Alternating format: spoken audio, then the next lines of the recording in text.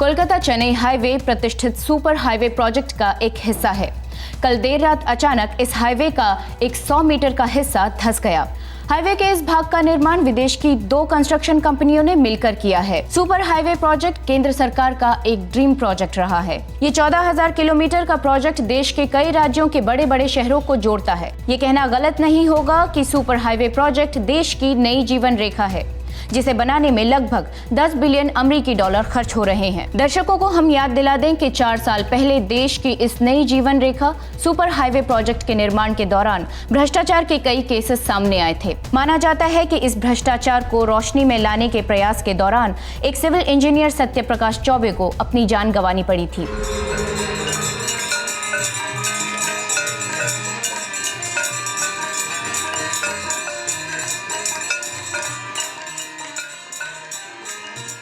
बेटा सत्यप्रकाश, हमारा बेटा सूरज डिग्री कॉलेज कर ले, फिर तुरंत शादी करा देंगे सूरज की और तुम्हारी बहन बबली की।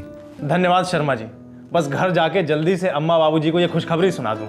अरे बेटा, अब इतनी रात को काहे वापस जा रहे हो? आज की रात यहीं रुक जाओ बनारस हमरे घर पे। कल सुबह आलू पूरी खा के चले जाना गया। नहीं माँ जी, एक तो छोटी बहन का होने वाला ससुराल, और फिर 4 दिन में मुझे नई पोस्टिंग ज्वाइन करनी है कोडरमा में। बेटा खुद एक होनहार इंजीनियर हो, सरकारी नौकरी भी है, बड़ी बहनों की शादी हो चुकी है और छोटी बहन की भी शादी करवा रहे हो। तुमने शादी नहीं की? बबली के बाद एक और छोटी बहन है शर्मा जी, मधु, और फिर छोटे भाई संजय को पढ़ाना है। एक बार सारी जिम्मेदारियों से मुक्त हो जाऊं, फिर सोचूंगा अपनी शादी के बारे में। अच्छा चलता हूँ, प्रणाम। प्रणाम।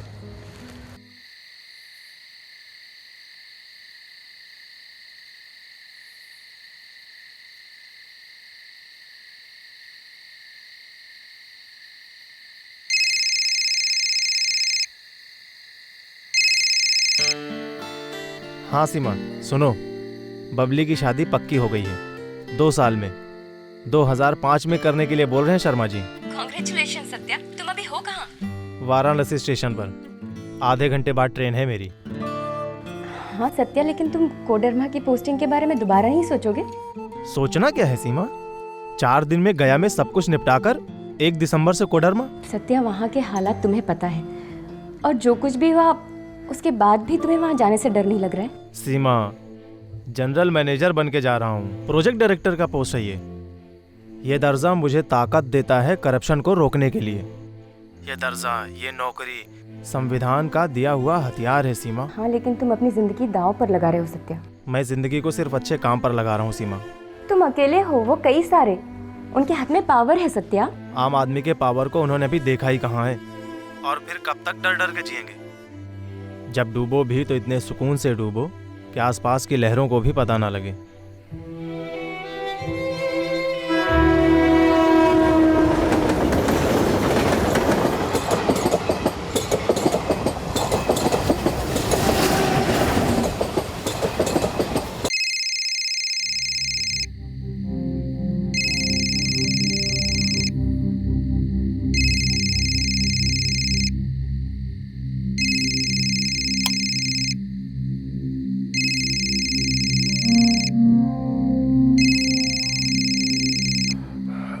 हेलो। हाँ मिश्रा जी, मैं सत्यप्रकाश बोल रहा हूँ। हाँ हाँ सत्यप्रकाश सर, आप पहुंच गए क्या? अरे नहीं नहीं, अभी 3 घंटे बाकी हैं भाई। आप गाड़ी भेज रहे हैं ना? हाँ हाँ बिल्कुल भेज रहा हूँ सर जी। वो आपका रेगुलर ड्राइवर है ना नदीम, वो ईद की छुट्टी पर है, लेकिन आपको लेने संतोष नाम का लड़का आएगा। बढ़िया ड्राइवर है सर जी, उसका नंबर अभी SMS कर देता हूँ मैं आपको। ठीक है, धन्यवाद मिश्रा जी।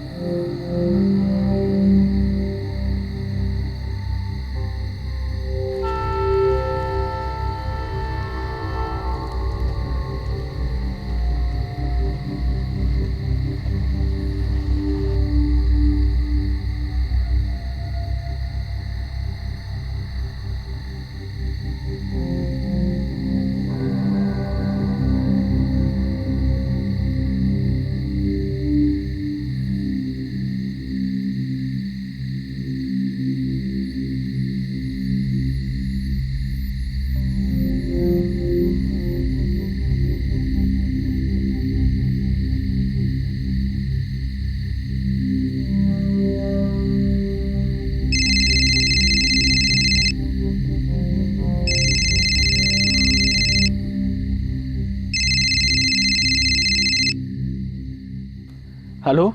ड्राइवर संतोष।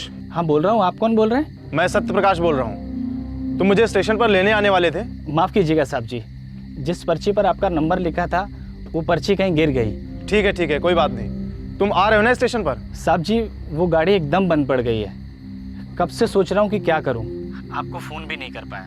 तो कोई मैकेनिक बुलाया? साहब जी इतनी रात को यहाँ कहाँ मैकेनिक। अच्छा ठीक है, चलो मैं आ जाता हूँ।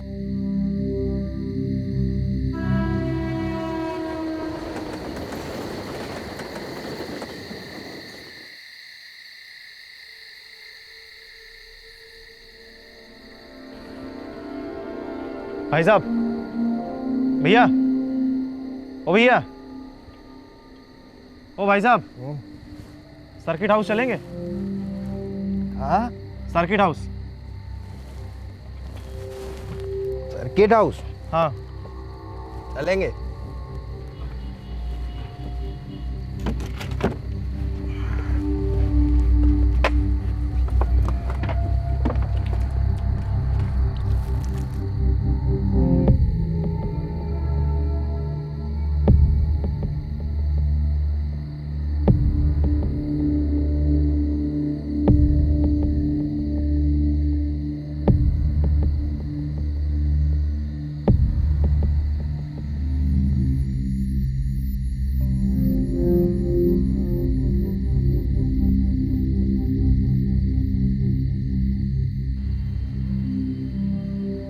कौन है आप?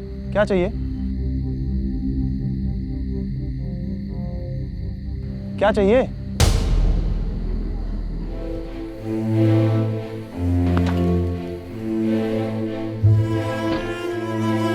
2003 में जब सत्य प्रकाश की हत्या हुई तो वो सिर्फ 30 वर्ष का था। इतिहास हमेशा एक इंस्पिरेशन होता है, एक गाथा होती है, निर्माण की, प्रगति की। एंशिएंट हिस्ट्री, रीसेंट हिस्ट्री हमें ऐसे लोगों और उनके जीवन के बारे में बताती है और सिखाती है जिनसे हम हमेशा प्रेरित होते हैं।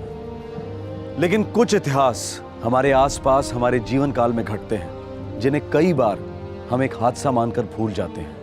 कुछ जिंदगियां जो छोटे से वक्त में ही सही लेकिन बहुत कुछ कर जाती हैं और जिनकी मौत हमें झकझोर कर रख देती है। ऐसे लोग और उनकी जिंदगी के बारे में जानना और उससे बहुत कुछ सीखना बेहद जरूरी है। भारत माता के इस बेटे सत्य प्रकाश चौबे ने अपनी छोटी सी जिंदगी में जीते जागते आदर्शवाद की एक अनोखी मिसाल कायम की। क्राइम पेट्रोल दस्तक कल अपने 100 एपिसोड पूरे कर रहा है।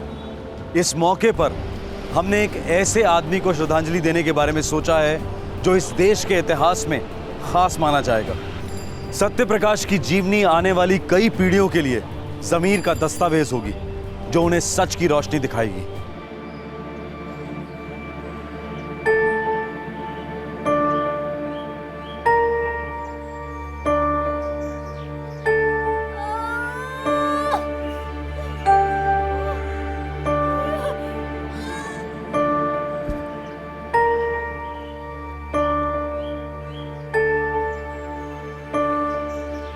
अरे बाबूलाल जी, अरे मास्टर जी, कैसे हैं आप? सब खैरियत? हम तो ठीक है भैया, पर आपका बेटवा है ना सत्य प्रकाश, हमारी तो बोलती है बंद कर दिया है। क्यों मास्टर जी, क्या किया सत्य प्रकाश ने? अरे बाबूलाल जी, आपको पता है 10वीं की प्रीलिम परीक्षा में कितना नंबर पाया है वो? अरे देखिएगा, इस बार वो 10वीं की परीक्षा में टॉप करेगा, पूरे राज्य में अव्वल नंबर लाएगा वो। मास्टर जी, सब आप टीचर लोगों की मेहरबानी है, तभी तो एक गरीब का बच्चा इतनी मेहनत कर पा रहा है। अरे नहीं नहीं बाबूलाल जी, ऐसी बात नहीं है। सत्य प्रकाश मेहनत के परे है। अरे उसके सिर पर तो साक्षात सरस्वती माँ का हाथ है। जय सरस्वती माँ। मास्टर जी, सत्य प्रकाश पढ़ेगा तो उसके भाई बहनों के लिए मिसाल होगी। अरे क्या कह रहे हैं चौबे साहब, सत्य प्रकाश सिर्फ अपने भाई बहनों का ही नहीं बल्कि पूरे कस्बे के बच्चों के लिए मिसाल बनेगा। देखिएगा, वो अपने गांव शाहपुर का नाम पूरे देश में रोशन करेगा। अरे बस लिखित ही समझिए इसे।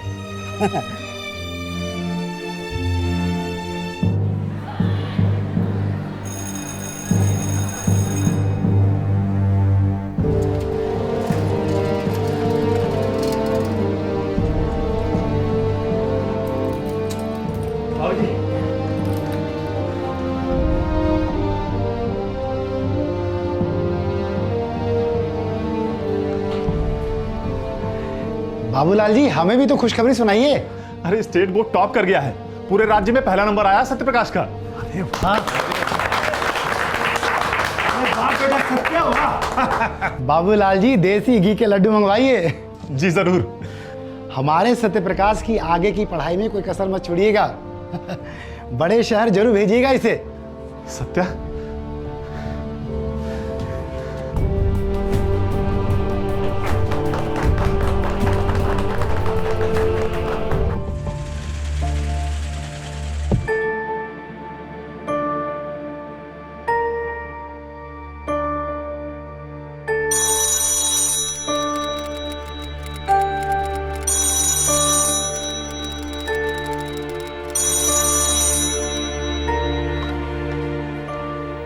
हेलो, नमस्ते, ज़रा बाबूलाल चौबे जी को बुला देंगे?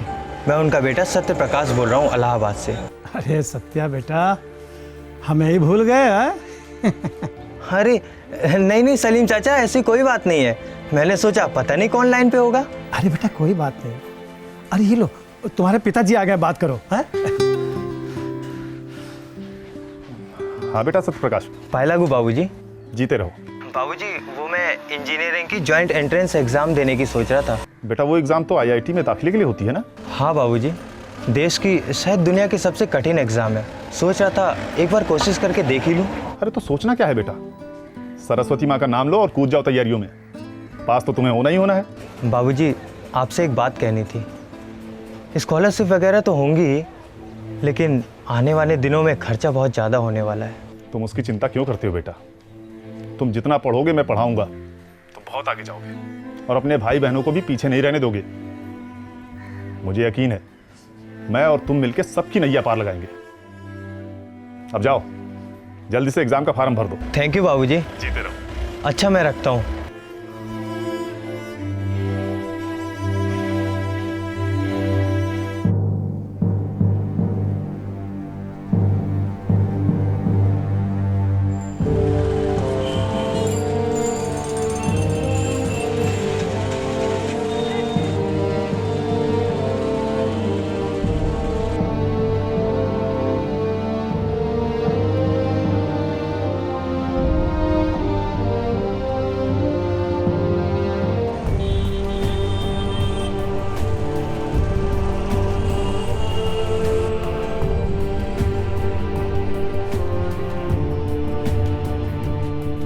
सत्य प्रकाश बिहार के सिवान जिले के शाहपुर गांव का पहला ऐसा विद्यार्थी था जिसे आईआईटी में एडमिशन मिला था। इस छोटे से गांव के लिए यह बहुत बड़ी बात थी।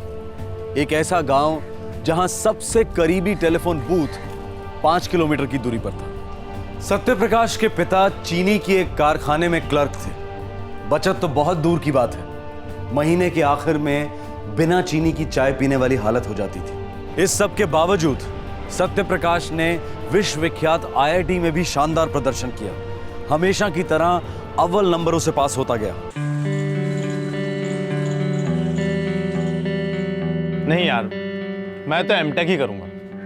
तू सिविल इंजीनियरिंग में एमटेक करेगा और उसके बाद क्या?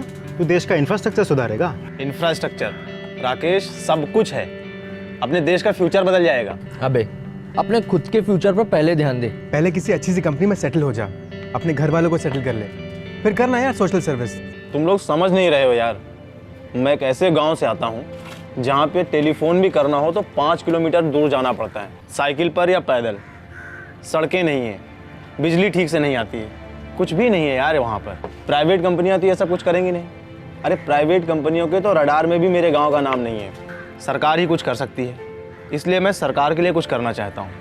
अगर हम आज़ादी के जस्ट बाद की पीढ़ी होते तो ये सब कुछ समझ में भी आता, पर ये 1994 है मेरे भाई। हम 20वीं सदी के ग्लोबल खिलाड़ी बनने की कगार पर खड़े हैं। देखना, दुनिया की हर मल्टीनेशनल कंपनी यहाँ बिजनेस करने आएगी एक दिन। बढ़िया है, आए, लेकिन जब वो यहाँ आएंगे और देखेंगे कि यहाँ का इंफ्रास्ट्रक्चर इतना वीक है, सड़कों की हालत इतनी खस्ता है, पहली फ्लाइट से वापस लौट जाएंगे। फ्यूचर इंटरनेट का है दोस्त, तेरी सड़कों का नहीं। इन्फॉर्मेशन हाईवे पे सारा बिजनेस होगा। ये सब रास्ते वास्ते ना सब अपने आप बन जाएंगे, इसके लिए पूरी लाइफ डालने की क्या जरूरत है? मैंने तो बचपन में ही सोच लिया था यार कि मुझे देश के लिए कुछ करना है। मुंह के बल गिरेगा सत्या। गिर गिर के ही तो हम खड़ा होना सीखते हैं। एसी ऑफिस में कुर्सियां गर्म करने से हम कभी खड़ा होना नहीं सीख सकते हैं, चलना तो बहुत दूर की बात है। यार तेरे जैसे ना कई आकर गए। इतिहास की किताबें पढ़। हम या तो इतिहास पढ़ सकते हैं या आने वाला इतिहास बदल सकते हैं। लगे रहो सत्य प्रकाश चौबे जी, लगे रहो, लेकिन जरा संभल के। कहीं इतिहास बदलने के चक्कर में खुद इतिहास मत हो जाना।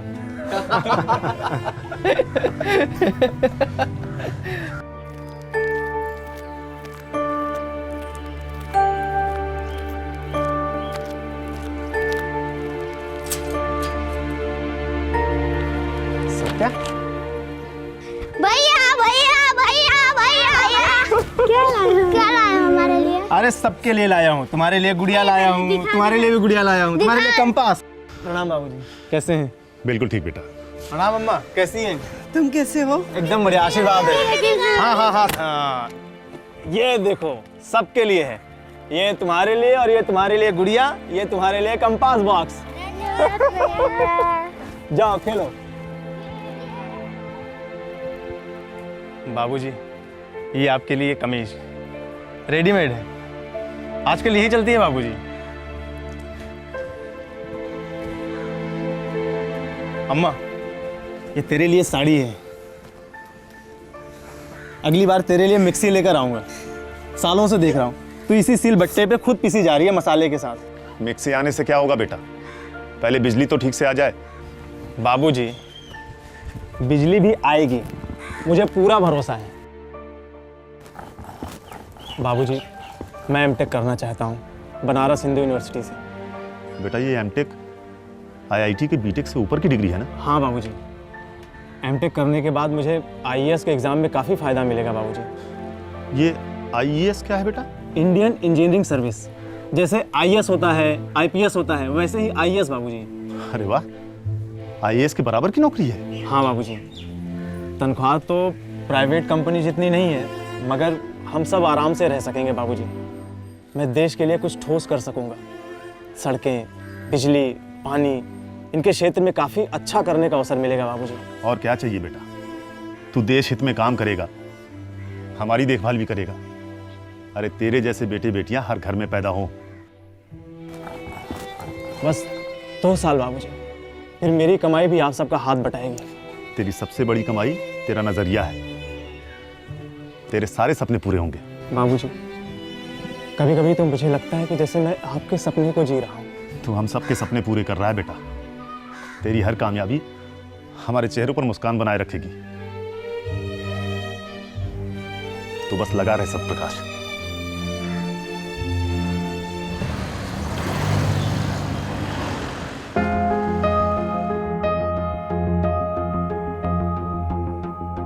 बहुत अच्छा है।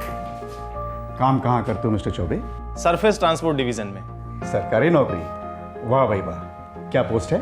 जी मैं सिविल इंजीनियर हूँ, ये रोड कंस्ट्रक्शन के काम की देखरेख करता हूँ। दरअसल ये मेरी पहली पोस्टिंग है। तो ये बहुत अच्छी बात है। वैसे हमारी बेटी भी कॉम्पिटिटिव एग्जाम की तैयारी कर रही है। हमारी बेटी शाम तक आ जाएगी, फिर हम तुमसे मुलाकात करवा देंगे।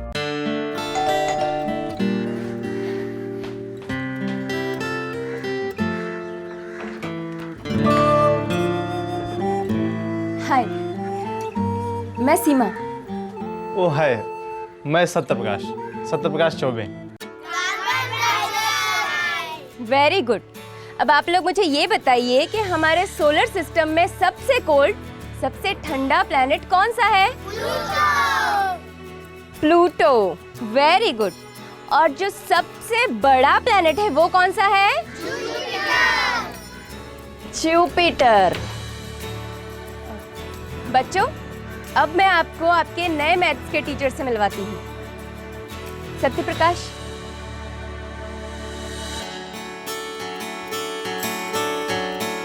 बच्चों, इनका नाम है सत्यप्रकाश और ये आज से आपको मैथ्स पढ़ाएंगे। अब आप लोग इनको नमस्ते कहिए। नमस्ते। अच्छा काम करती हो तुम। Thank you Satyaprakash. मुझे खुशी है कि इन बच्चों को तुम जैसा टीचर मिला है, IITian। सीमा, मैं तो चाहता हूँ कि इस देश के हर बच्चे को IIT जैसे कॉलेज में पढ़ने का मौका मिले। इस देश का हर बच्चा काबिल है, हर एक बच्चा। सही कहते हो तुम। पढ़े लिखे बच्चे इस देश की सबसे बड़ी संपत्ति होंगे, जो इस देश की तकदीर को दोबारा लिखेंगे।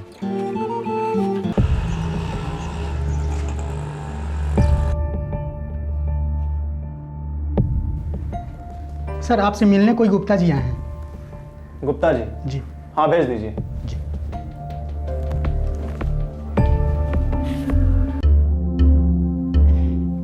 नमस्कार सत्यप्रकाश बाबू।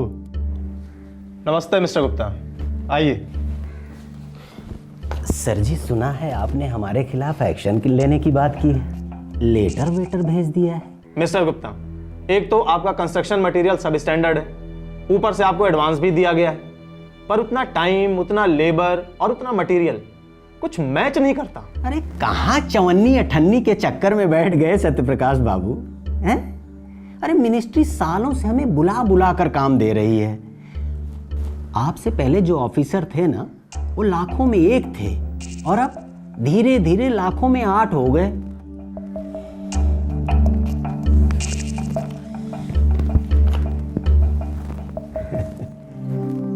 क्या है ये? लाखों में 8 हैं, कल को करोड़ों में 1 होंगे।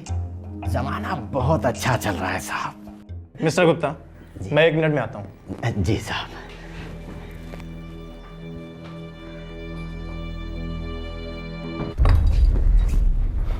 आइए सर।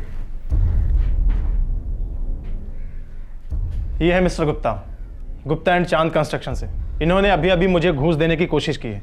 और मिस्टर गुप्ता, ये विजिलेंस डिपार्टमेंट के लोग हैं जिन्हें मैंने खास आपको पकड़वाने के लिए यहाँ बुलाया है। क्या आपने पैकेट छुआ है चौबे जी? जी नहीं। गुप्ता जी, आपको हमारे साथ चलना होगा, हमारे ऑफिस वही होंगे, बाकी सवाल जवाब। चलिए जी चलिए। चल रहे हैं।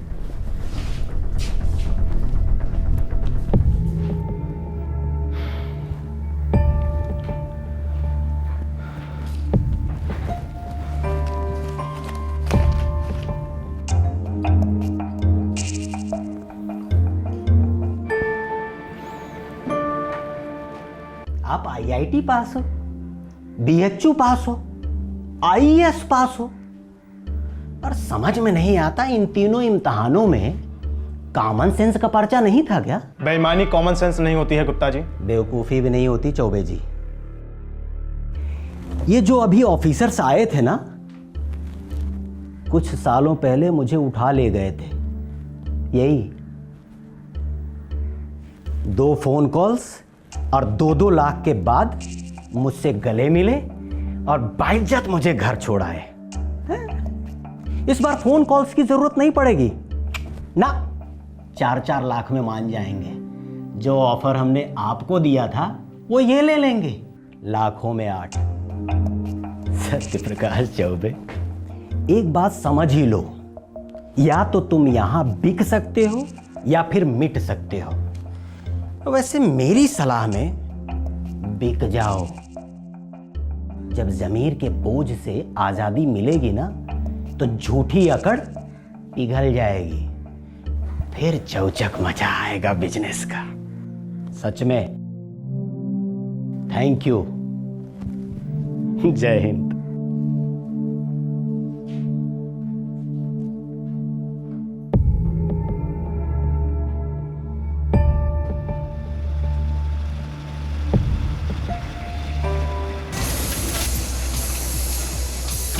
केंद्र सरकार का सबसे बड़ा और सबसे प्रतिष्ठित प्रोजेक्ट सुपर हाईवे प्रोजेक्ट का आज उद्घाटन हुआ। 14,000 किलोमीटर का ये रोड नेटवर्क भारत के सभी राज्यों के सभी बड़े शहरों को 4 लेन हाईवे से जोड़ेगा। इस प्रोजेक्ट के द्वारा हमारे देश की सरफेस ट्रांसपोर्ट सुविधा में क्रांति आने की पूरी उम्मीद की जा रही है।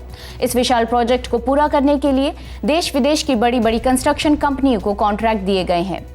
10 बिलियन अमेरिकी डॉलर के इस प्रोजेक्ट की पूरी जिम्मेदारी इंडियन हाईवे एजेंसी को सौंप दी गई है। सत्यप्रकाश, कॉन्ग्रेचुलेशंस। तुम्हारा तबादला इंडियन हाईवे एजेंसी में किया जा रहा है, और वो भी सुपर हाईवे प्रोजेक्ट के लिए। और ये हमारे देश का सबसे बड़ा इंफ्रास्ट्रक्चर प्रोजेक्ट है। सर, मैं इससे बेहतर कुछ मांग ही नहीं सकता हूँ।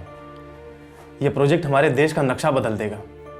सरकार ने वाकई बहुत दूर की सोची है सर, लोगों के हित में सोचा है।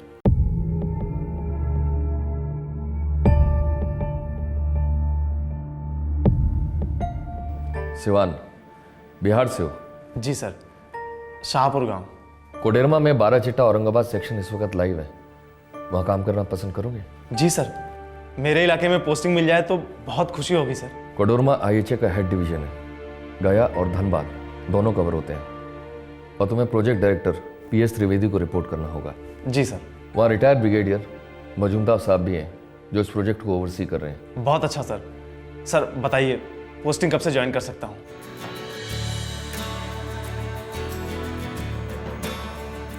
क्यों बे संदीप के बच्चे, क्या कहा था तूने 1994 में? हमें सड़कों की जरूरत नहीं है, इंटरनेट हाईवे की जरूरत है। साले हम चारों कल ही मिले थे, अमर, राकेश और मैं। तुझे बहुत याद कर रहे थे यार सब। दोस्त क्या कहा था तुमने? ऊंची ऊंची बिल्डिंगें बनेंगी। खैर वो तो बन रही हैं, लेकिन उनसे भी हजारों गुना बड़ा प्रोजेक्ट है सुपर हाईवे प्रोजेक्ट, जिसमें मैं काम कर रहा हूँ। पढ़ा मैंने पेपर्स में, 45,000 करोड़ का प्रोजेक्ट। सुपर्ब यार। तू सही कहता था दोस्त, देश में सड़कें बरस रही हैं। तो आजा संदीप, सड़कें तेरा इंतजार कर रही हैं। आएंगे यार आएंगे, एक दिन जरूर आएंगे। वो एक दिन तभी आएगा जब तू ये तय करेगा कि अब बस वतन वापस चलते हैं। मैं तो कहूँगा संदीप, तू अभी आ जा। भारत चमक रहा है, तेरी सख्त जरूरत है यहाँ।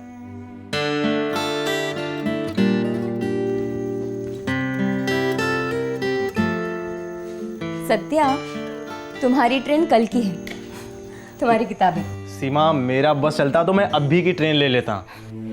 दुनिया सिकुड़ रही है सीमा, आने वाले कुछ सालों में किसी भी बच्चे को हाई स्कूल करने के लिए गांव नहीं छोड़ना पड़ेगा, 300-300 किलोमीटर दूर नहीं जाना पड़ेगा, जैसे मैं गया था। तुम जो चाहते हो वो सब कुछ होगा, लेकिन हाँ, तुम कहीं बहुत दूर मत निकल जाना। क्या मतलब? मतलब टच में रहना, फोन करना, और हाँ, हो सके तो चिट्ठी जरूर लिखना। तुम अच्छा लिखते हो।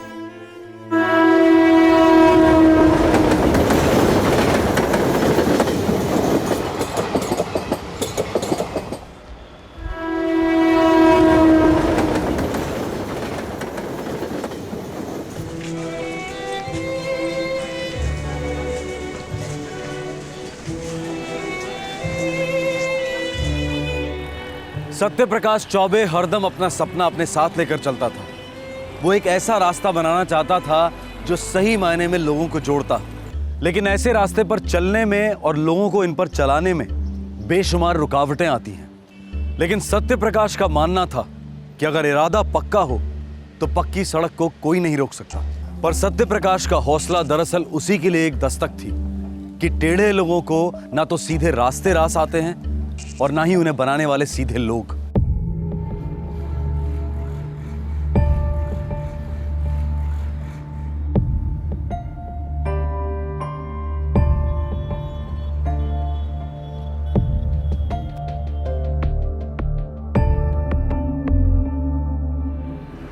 रावत, पांडे, इस स्टेज पर तो कोई काम अभी ज्यादा शुरू नहीं हुआ है और कोई काम करता दिख भी नहीं रहा है। रिकॉर्ड्स कह रहे हैं कि 3 महीने से काम चल रहा है। सर देखिए ना, काफ़ी कुछ काम तो हो गया है। हाँ। वो सर क्या है कि सारा मटेरियल इकट्ठा हो रहा है धीरे धीरे, तो इसलिए थोड़ा बहुत टाइम लग रहा है सर। मटेरियल्स इकट्ठा करने के लिए 3 महीने बहुत ज़्यादा है रावत।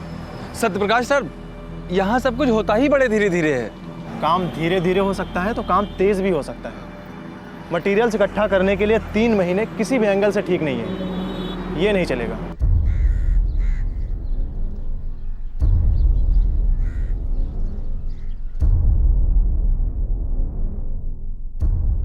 काम डाउन सत्यप्रकाश, मैं यहाँ का प्रोजेक्ट डायरेक्टर हूँ और मुझे अच्छी तरह से पता है यहाँ काम कैसे होता है। सर ये देखिए, ये फाइल कहती है कि 12 चिट्टा से औरंगाबाद का 60 किलोमीटर का स्ट्रेच का कॉन्ट्रैक्ट P&Q को दिया गया है, जबकि हकीकत ये है सर कि P&Q ने उसे किसी लोकल कॉन्ट्रैक्टर को सबलेट किया है और सर उस लोकल कॉन्ट्रैक्टर ने उसे 4 छोटे छोटे लोकल कॉन्ट्रैक्टर्स को सबलेट किया है। तो it's a procedure, it's a standard normal procedure. Standard normal procedure? जी हाँ। 60 किलोमीटर का स्ट्रेच का 450 करोड़ का कॉन्ट्रैक्ट एक मल्टीनेशनल कंपनी को दिया गया है और वो कंपनी एक लोकल कॉन्ट्रैक्टर को आधे से भी कम प्राइस में ऑफर करती है। सर आगे कहा जा रहा है कि ये कॉन्ट्रैक्ट उस लोकल कॉन्ट्रैक्टर को उसकी काबिलियत के बेसिस पे दिया गया है और इतने सारे एडवांसेस दिए गए हैं। सर ये रूल के बिल्कुल खिलाफ है और वो भी कॉन्ट्रैक्ट मिलने के सिर्फ 2 दिन के अंदर। सर 3 महीने हो गए हैं, अभी तक एक पत्थर भी नहीं हिला है। तो तुम क्यों पत्थर बन रहे हो मिस्टर इंजीनियर? तुम्हारा काम है कंस्ट्रक्शन की क्वालिटी को सुपरवाइज करना। जब कंस्ट्रक्शन शुरू हो जाएगा तुम्हारा काम भी शुरू हो जाएगा। सर तब तक मैं क्या करूं? कुछ मत करो, बैठे रहो, वो भी चुपचाप बैठे रहो। और याद रहे, तुम यहां महज एक सुपरवाइजर हो, इन्वेस्टिगेटर नहीं। तुम्हारी बेमतलब की मीटिंग की वजह से मेरे हजारों काम रोक रखे हैं। अब तुम यहां से जाओगे तो मुझ पर मेहरबानी होगी। सुनो, ये फाइल यहीं पर रख दो। और हां सत्यप्रकाश, आइंदा मुझे ऐसे लेक्चर देने की कोशिश भी मत करना।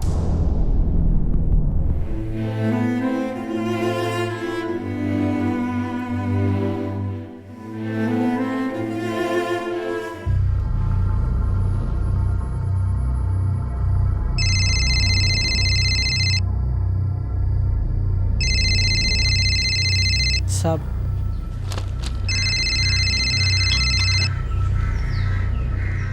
त्रिवेदी। जय हिंद त्रिवेदी साहब। जय हिंद मजूमदार जी।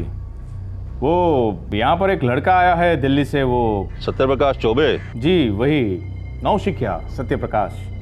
अपने नाम को कुछ ज्यादा ही सीरियसली ले रहा है वो। क्यों त्रिवेदी साहब, क्या कह रहा था? वही बचकाने सवाल, लोकल कॉन्ट्रैक्टर्स को सबलेटिंग क्यों किया गया है, 3 महीने से काम क्यों नहीं हो रहा है, वही सब वगैरह वगैरह।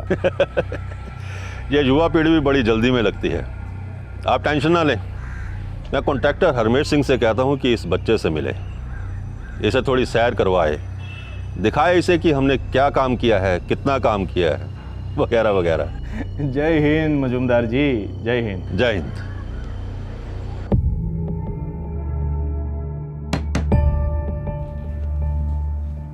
कम इन। मैंने कहा नमस्ते इंजीनियर साहब। आप कौन?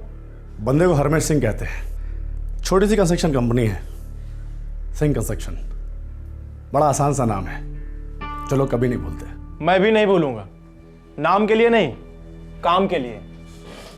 इतना बड़ा कॉन्ट्रैक्ट मिला है आपको, एडवांस भी मिला है, 3 महीने लगते हैं आपको मटेरियल इकट्ठा करने में। सर बैठो सर। बैठिए। अब ऐसा ना कहिए चौबे साहब, इतना बड़ा प्रोजेक्ट है, मैं अकेला थोड़ी हूँ, 4 लोग और साथ में जुड़े हैं। बाड़मिया कंस्ट्रक्शन, यादव कंस्ट्रक्शन, कोडा कंस्ट्रक्शन और लाल कॉन्ट्रैक्टर्स सब अपने काम में लगे हुए साहब। अब इतना बड़ा इंटरनेशनल रोड बनाना है साहब, अच्छा काम करना है, अच्छा माल इस्तेमाल करना है साहब, तो थोड़ा टाइम तो लगेगा ही ना। 3 महीने बहुत ज्यादा वक्त है मिस्टर हरमेश मटेरियल्स इकट्ठा करने के लिए।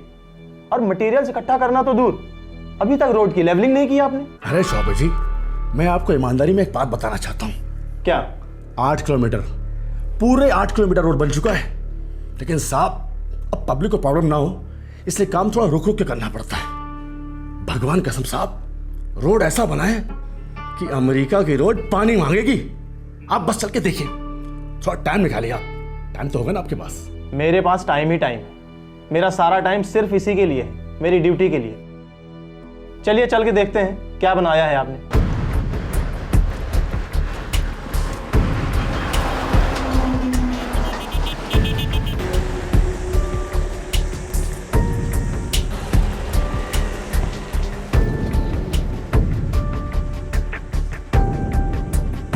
देखिए ना सर जी, गाड़ियाँ कैसे सर सर करके जा रही हैं, ऐसा लग रहा है जैसे हीरोइन की गाल पे से फिसल रही है सर। हाँ देखिए ना सर।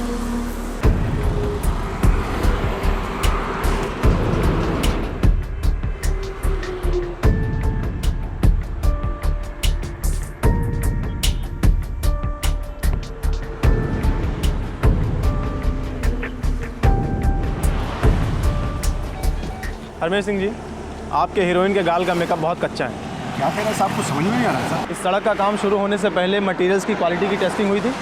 जी हाँ सर, हुई थी। मुझे रिपोर्ट चाहिए। अरे इंजीनियर साहब, एकदम टॉप का माल लगाया सड़क पे साहब, आप देखिए ना साहब। मैंने आपसे पूछा, पांडे, रावत, मुझे इस सड़क की सीमेंट फिलिंग, लेवलिंग, तार, सब की डिटेल रिपोर्ट चाहिए 1 घंटे में। 1 घंटे में? क्यों? इसके लिए भी तुम्हें 3 महीने का समय चाहिए। अभी अभी तुमने कहा कि सारी रिपोर्ट्स रेडी हैं। हाँ सर, रेडी है। रिपोर्ट नहीं है? क्या मतलब नहीं है? कहाँ खो गई? सर रिपोर्ट अभी बना ही नहीं है। सर वो क्या है कि हम उस हरमेश कॉन्ट्रैक्टर के सामने कुछ बोलना नहीं चाह रहे थे। दरअसल सर माल तो सारा पहले ही अप्रूव कराया था। त्रिवेदी सर सब जानते हैं। हाँ सर। सर ये सभी कॉन्ट्रैक्टर बहुत सालों से ठेका ले रहे हैं। ये सभी लोग अपना काम जानते हैं सर। खाक जानते हैं? सुपर हाईवे है ये, ग्रैंड ट्रंक रोड जैसा।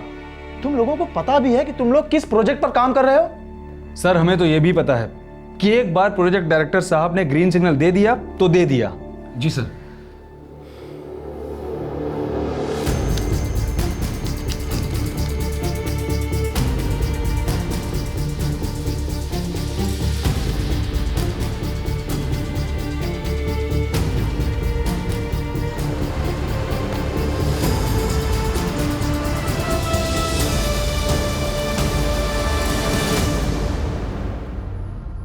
मिस्टर त्रिवेदी, ये एक सीरियस मामला है। भारद्वाज साहब मेरी बात सुनिए, वो लड़का सत्यप्रकाश वो एक मेंटल केस है, बस यूं ही मनगढ़ंत रिपोर्ट बनाता रहता है। सर पिछले 15 दिनों से वो रोड पब्लिक के लिए खुल चुका है।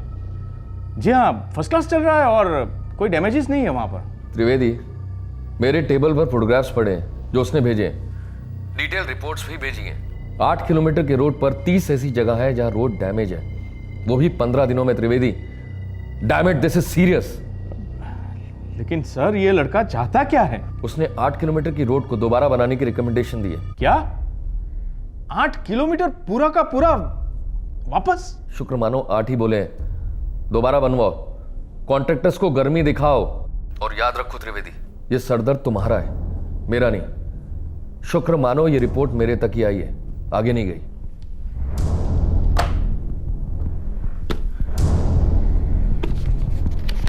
सर जी क्या कह रहे हैं? दोबारा सड़क बनाने में तो हमारा दिवाला निकल जाएगा। ब्रिगेडियर साहब, आपने भी तो ना कमाले कर दिया, सीधा भेज दिया उसको सड़क चेक करने के लिए। अरे भैया, मुझे क्या पता था कि वो लड़का बाल की खाल निकालने पर उतर आएगा। तो मुझे लगा कि वो रोड को ऊपर ऊपर से चेक करेगा, फिर बैठ जाएगा ठंडा होकर चुपचाप। अब कोई तो तोड़ होगा त्रिवेदी सर जी, कुछ कीजिए ना सर जी। देखिए, मैं दिल्ली संभाल रहा हूं, आप लोग उस लड़के को संभाल लीजिए, जो करना है कीजिए, लेकिन उसे भगाओ यहां से। उसके रहते हुए हमारा एक काम नहीं हो सकता।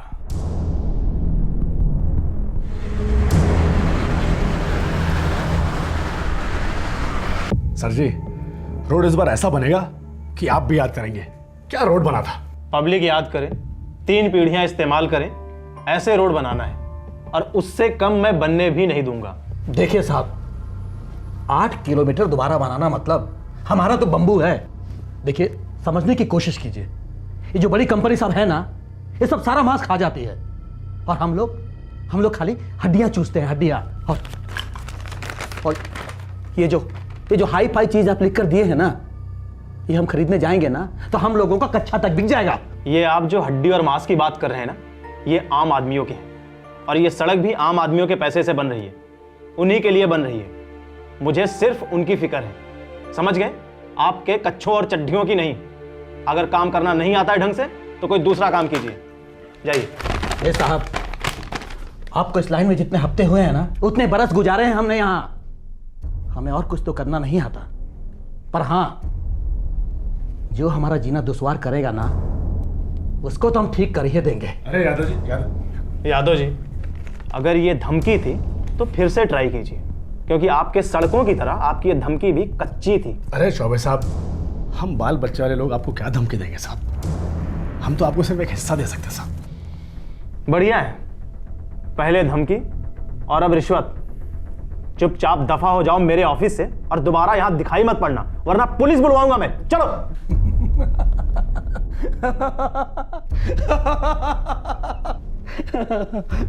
ए चौबे जी, अरे आए कहां से हो आप? हैं? और क्या खाते हो रोज? अरे असलियत तो इनको समझ में नहीं आती, आपको समझ में नहीं आती हैं? देखिए चौबे जी, हमारे जो माई बाप लोग हैं ना, उस सब पुलिस थाने में बंद है, और वहीं से हमें आदेश देते हैं, और आप हमको पुलिस की धमकी दे रहे हैं? पुलिस की धमकी? हैं?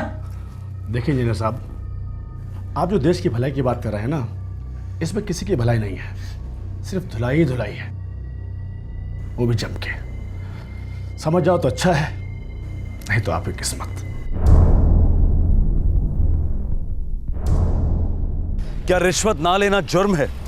क्या अपनी ड्यूटी निभाना, लोगों का भला करना गुनाह है? जब हम अपने बच्चों के लिए स्कूल ढूंढते हैं तब एक चीज काफी मायने रखती है, और वो है संस्कार, वैल्यूज। लेकिन बड़े होने पर क्या इन वैल्यूज, इन संस्कारों का आम जिंदगी में इस्तेमाल हो पाता है? पढ़ाई की दुनिया से जब लोग कमाई की दुनिया में कदम रखते हैं तब इन संस्कारों की अग्नि परीक्षा होती है। एक जवान पढ़ा लिखा लड़का या लड़की किस हद तक करप्शन की दुनिया से लड़ पाएंगे? एक ऐसी दुनिया जहां दिन रात उनके सारे नैतिक मूल्यों की धज्जियां उड़ती हैं। ऐसे में बंदा क्या करे? हार मान ले, या फिर अपनी हार निश्चित होने के बावजूद अपने मिशन में लगा रहे, लड़ता रहे? क्या करे?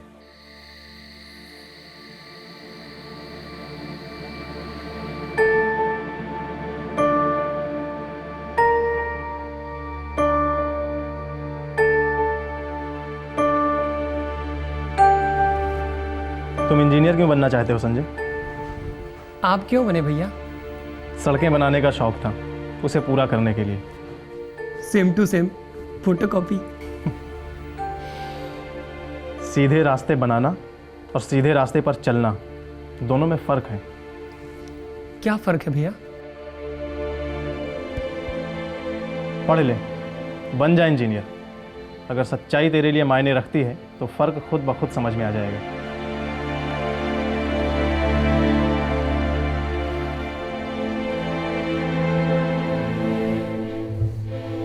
सीधे रास्ते पर बहुत कांटे हैं, बहुत चुभेंगे, खून भी बहेगा, लेकिन रुकना मना है, मुड़ना मना है।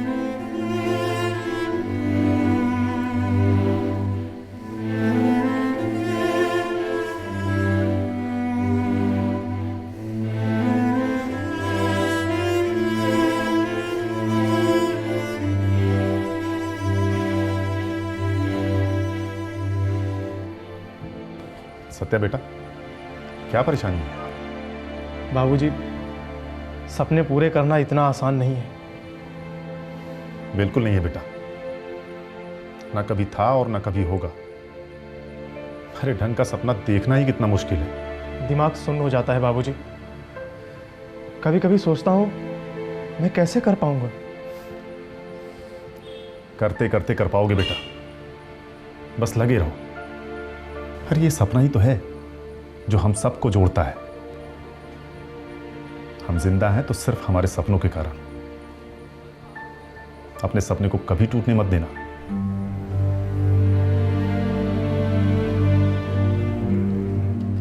डियर सर, बहुत सोच विचार के बाद मैंने आपको ये लेटर लिखने का फैसला किया है। आप मेरे दर्द को समझेंगे, क्योंकि मेरा भी वही सपना है जो आपका है, और हमारे सपने को पूरा होने से रोका जा रहा है। सुपर हाईवे प्रोजेक्ट में जिन बड़ी बड़ी मल्टीनेशनल कंपनियों को कॉन्ट्रैक्ट्स दिए गए हैं, वे सिर्फ पैसे बना रही हैं, सड़कें नहीं। सब कॉन्ट्रैक्टिंग इस हद तक हो रही है कि बहुत ही नालायक और बेईमान किस्म के लोग सड़कें बना रहे हैं। इनके पास ना टेक्नोलॉजी है, ना कैपिटल है, और ना ही अच्छा काम करने का इरादा। सब स्टैंडर्ड मटेरियल इस्तेमाल हो रहा है, 3-3 महीनों तक काम शुरू नहीं हो रहा है। ऊपर से इन सभी को आए दिन एडवांस पैसे दिए जा रहे हैं। इसके चलते अच्छी सड़कें कैसे बनेंगी सर? जो कुछ बन रहा है बहुत जल्दी खत्म हो जाएगा सर। सरकार की सेवा में एक इंजीनियर होने के नाते ये मेरा धर्म बनता है कि मैं आपको आगाह कर दूं कि IHA के निचले लेवल पर करप्शन बहुत ऊंचे लेवल का है। जाहिर है IHA के ऊंचे लेवल के आशीर्वाद के बिना यह मुमकिन नहीं है। हर कोई अपनी जेब भरने पर तुला है, लूट मची हुई है, और लूटा जा रहा है आम आदमी सर। वो आम हिंदुस्तानी जो खून पसीना एक करने के बाद सरकार को टैक्स देता है। इन पैसों का गलत इस्तेमाल करने का किसी को हक नहीं है। हमारा फर्ज बनता है कि उस टैक्स के बदले हम उस आम आदमी को, उसके बच्चों को अच्छी सड़कें दें। हिंदुस्तानी आदमी बहुत सहनशील है सर, वो शिकायत नहीं करता, लेकिन इसका यह मतलब नहीं कि वो अच्छी सड़कों का हकदार नहीं। सर, मैं आपसे अनुरोध करता हूं, भीख मांगता हूं कि आप खुद इस मामले में दखल दीजिए। आधुनिक भारत का जो सपना आपने देखा है वो करोड़ों भारतीयों का भी सपना है। इसे पूरा होने दीजिए सर। हम सब मिलकर इसे पूरा कर सकते हैं। मैं इस लेटर पर ना अपने हस्ताक्षर कर रहा हूं और ना ही अपना नाम लिख रहा हूं। मुझे जान की कई धमकियां दी गई हैं। मुझे मौत से डर नहीं लगता सर, लेकिन जब तक मैं अपना काम, अपने मिशन के कुछ पड़ाव पार ना कर लूं, मैं जिंदा रहना चाहता हूं। मैं अलग से अपना बायोडाटा इस लेटर के साथ भेज रहा हूं। आपसे पूरी उम्मीद है कि आप मेरी आइडेंटिटी गुप्त रखेंगे।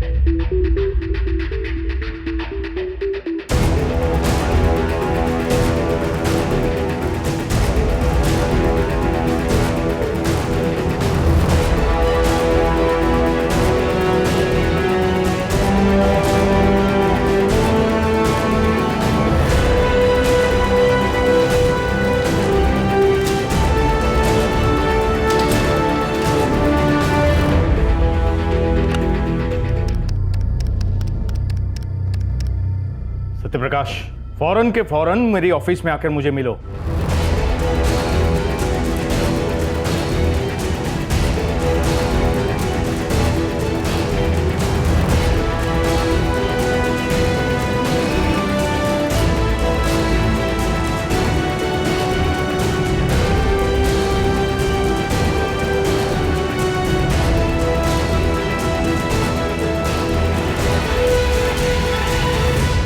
सत्यप्रकाश चौबे, दिल्ली की सबसे बड़ी ऑफिस को शिकायत भरा प्रेम पत्र लिख दिया तुमने।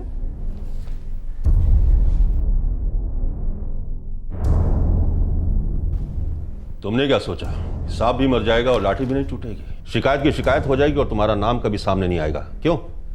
ब्रिगेडियर साहब, मेरे पास दूसरा कोई चारा नहीं था। तो गलत चारा चुना तुमने सत्यप्रकाश, क्योंकि तुम्हारी इस हरकत की वजह से मुझे सस्पेंशन लेटर मिल गया। लेकिन याद रखो, मैं अब भी यहां प्रोजेक्ट डायरेक्टर के पद पर रहूंगा, आधी तनख्वाह पर। लेकिन उससे कोई फर्क नहीं पड़ता है, क्योंकि इस चवन्नी छाप तनख्वाह पर किसी ऑफिसर का घर नहीं चलता। लेकिन मुद्दा यह है कि तुमने मेरी इज्जत उछाली। माफ कीजिएगा सर, बेइज्जत होने के लिए इज्जत होना जरूरी है। आदर्शवादी घोड़े पर सवार हो तुम सत्यप्रकाश, और उस घोड़े को पंख लगे हुए हैं। धरती पर लौटाओ आम आदमी के हीरो और अपना सामान पैक कर लो, क्योंकि मेरे सस्पेंशन ऑर्डर के साथ साथ तुम्हारा यह ट्रांसफर ऑर्डर भी आया है।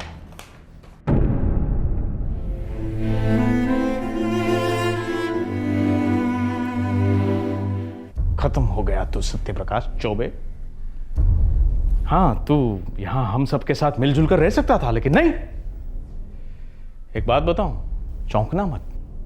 तुम्हारे इस ट्रांसफर ऑर्डर के पीछे मेरा कोई हाथ नहीं है। तू अब मुर्दे से भी ज्यादा भारी हो गया चौबे। तूने अपनी कब्र खुद खो दी है। सत्यप्रकाश चौबे, तेरा ट्रांसफर गया नहीं हुआ है, यूं समझ ले कि अब तू तो गया।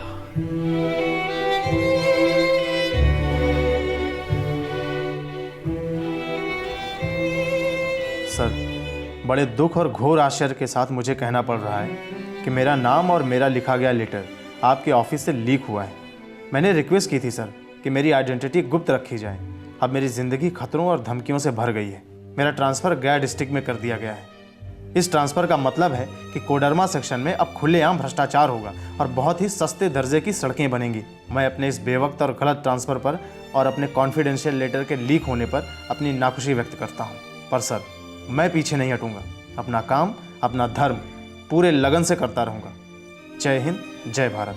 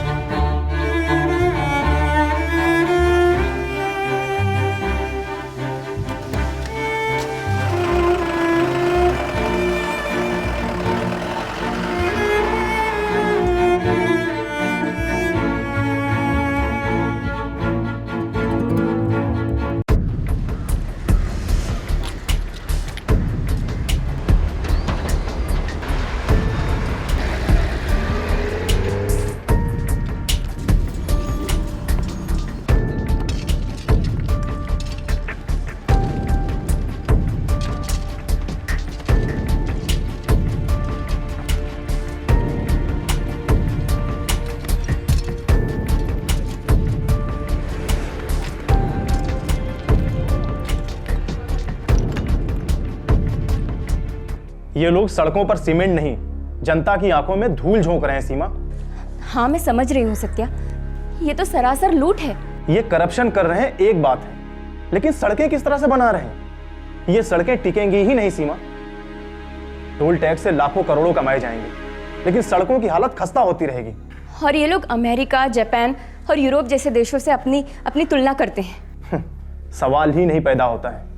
जब बीज जहरीला होगा तो फल कहाँ से मीठा होगा? अगर इन्हें रोका नहीं गया तो ये सड़कें एक दिन कब्र बनेंगी।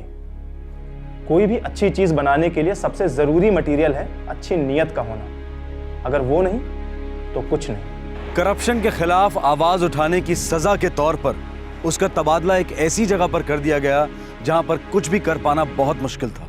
लेकिन सत्य प्रकाश चौबे ने इस पोस्टिंग में भी अपनी जद्दोजहद को जारी रखा। लेकिन कब तक? करप्शन, तीसरे दर्जे के मटेरियल का इस्तेमाल, उसे नीचे लाने का षड्यंत्र, इन सब चीजों से वो अकेला आदमी कब तक लड़ता रहता?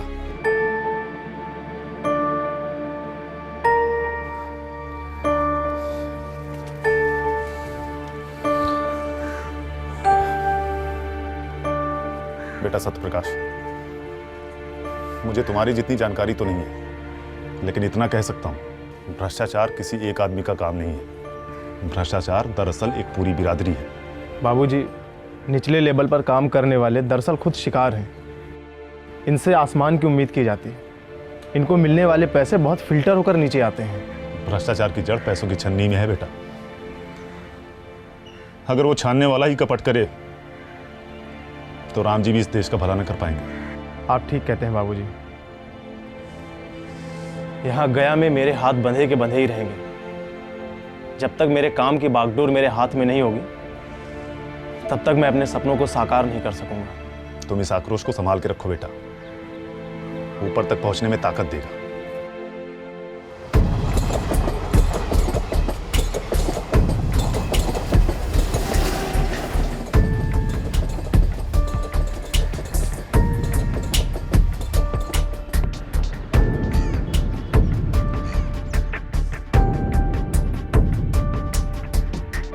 सत्यप्रकाश, तुम इस प्रमोशन के एग्जाम के लिए एलिजिबल तो हो, लेकिन तो मैं एग्जाम दूंगा सर। हाँ हाँ जरूर दो, लेकिन तुमने इतने कम समय में इतने ज्यादा लोगों को नाराज किया है कि सर, मेरी किसी से निजी लड़ाई नहीं है, लेकिन मैं चुपचाप खड़े होकर करप्शन को होते नहीं देख सकता। सत्यप्रकाश, दुनिया की सारी दौलत तुम सारे लोगों में बराबर बांट दो, तब भी तुम्हें एक ऐसा इंसान मिलेगा जिसके पास अगले से ज्यादा पैसा होगा। करप्शन कोई गुंडा नहीं जिसने तुम्हारी गर्दन पर छुरा रखा हो। करप्शन कोई दुश्मन नहीं जिसे तुम मात दे सकते हो। करप्शन एक लाइलाज रोग है। जब तक इंसान रहेगा करप्शन रहेगा। सॉरी सर, मैं आपकी इस थ्योरी से बिल्कुल सहमत नहीं हूँ। इतिहास देखिए सर, इंसान ने एक से एक दवाइयाँ खोज निकाली हैं, महारोगों को मात दिया है सर। अगर करप्शन एक रोग है तो इसका जरूर कोई ना कोई एक इलाज होगा। हाँ, हो सकता है कि कोई गोली ना बने, कोई इंजेक्शन ना बने, लेकिन सर एक सिस्टम तो बन ही सकता है जो करप्शन होने ही ना दे। सत्यप्रकाश, तुम इस प्रमोशन के एग्जाम को जरूर दो और मैं उम्मीद करता हूं कि तुम पास भी होकर आगे भी जाओगे। लेकिन हाँ, एक हिदायत देना चाहूँगा कि तुम एक पहले ऑफिसर नहीं हो जो इस करप्शन के खिलाफ लड़ रहे हो। और सर मैं आखिरी ऑफिसर भी नहीं होना चाहता। ज्योत से ज्योत जलेगी सर।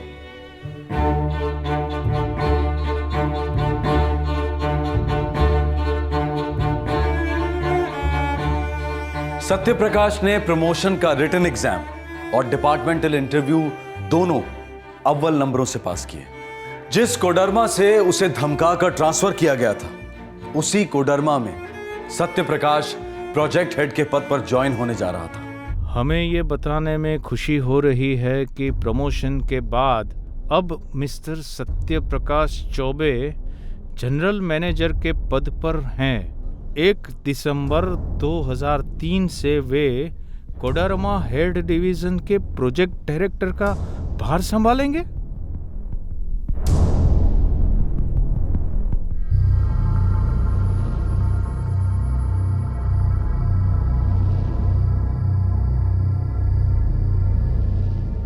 हेड ऑफिस किस जन्म का बदला ले रहे हैं ये? अब ये सत्य प्रकाश चौबे मेरी कुर्सी पर बैठेगा। बेड़ा गर्क, अब सारे टेंडर उसके हाथ में रहेंगे। मटेरियल वो पास करेगा। मतलब अब तक जो कुछ बनवाया है वो दोबारा बनवाएगा। इसका मतलब हमने जो कुछ बनाया है उसे वापस लौटाना पड़ेगा। अरे मुजिमदार साहब, हम लोग तो कंगाले हो जाएंगे। बदला लेने आया है ये सत्य प्रकाश चौबे। लगता है मैं आप पत्ता काटकर ही सांस लेगा वो। ब्रिगेडियर साहब, सिंह, यादव, देखिए मैं तो डूबूंगा, लेकिन ये लड़का आप सबको भी डुबाएगा। माल बटोरना नहीं चाहता, चुपचाप बैठा भी नहीं चाहता, किसी से डरता भी नहीं है ये। आखिर किस मिट्टी का बना है ये? अरे इसकी नसों में खून बहता है या गंगा जल? मैं पहचानता हूं इस खून को। फौज में काफी देखने को मिला है। जांबाज सरफिरे जिन्हें मौत का कोई खौफ नहीं, उसूलों और आदर्शों से पेट भरता है इनका। ये आदर्शवादी कौम भी बड़ी खतरनाक होती है।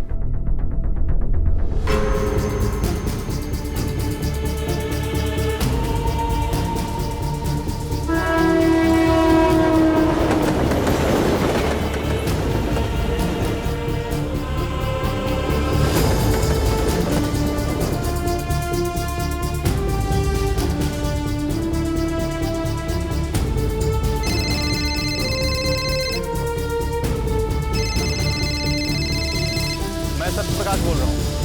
तुम मुझे स्टेशन पर लेने आने वाले थे। साहब जी, वो गाड़ी एकदम बंद पड़ गई है। कब से सोच रहा हूँ कि क्या करूँ। आपको फोन भी नहीं करना है। अच्छा ठीक है, चलो मैं आ जाता हूँ। भैया, भैया, गाँव चलेंगे? ये गाँव? हाँ, चलेंगे।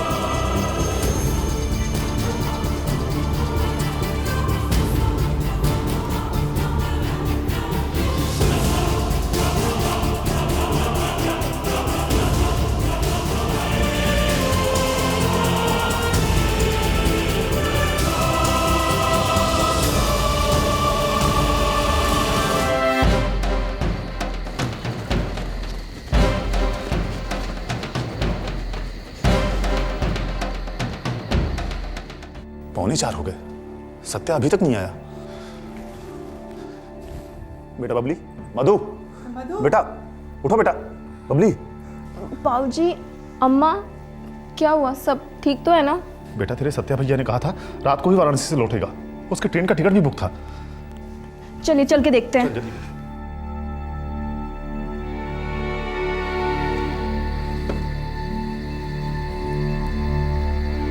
अरे ये क्या बात हुई? गाड़ी तो यहीं पर खड़ी है।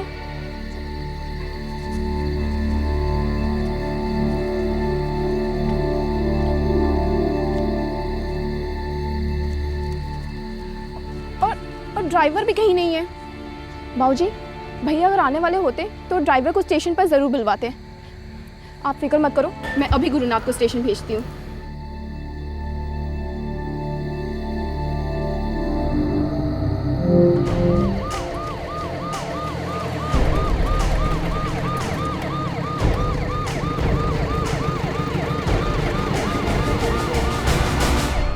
हटिए, कहाँ पंचमार लगा रखे हैं?